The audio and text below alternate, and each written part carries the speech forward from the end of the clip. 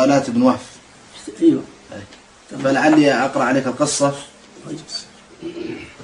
يقول الشيخ ابن وهف: أخبرني أبو يوسف رجل من الباحة وكان سائق للشيخ ابن باز في المدينة، أخبرني بذلك عام 1420 في الباحة.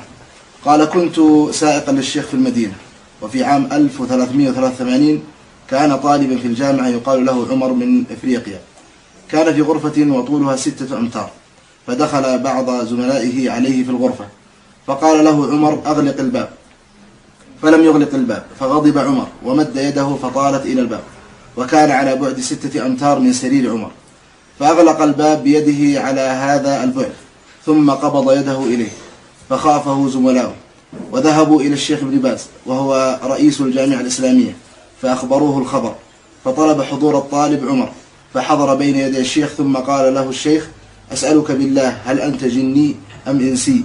فقال عمر: والله يا شيخ إني جني، جئت أطلب العلم في الجامعة الإسلامية فلا تحرمني طلب العلم.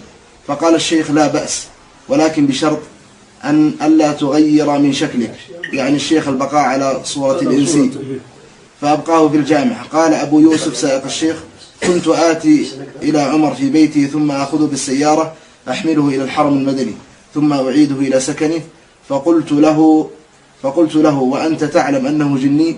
فقال: والله إني أحمله معي وأنا أعلم أنه جني. فقلت: وكيف عملك بعد ذلك؟ فقال: آخر العهد به عندما استلم شهادته الجامعية من يد الشيخ ابن باز رحمه الله، حدثني أبو يوسف بهذا، وكان معي الشيخ عبد الله بن صالح القصير، والشيخ عبد الله بن عبد العزيز الخضير، والابن عبد الرحمن رحمه الله، والابن عبد العزيز وفقه الله.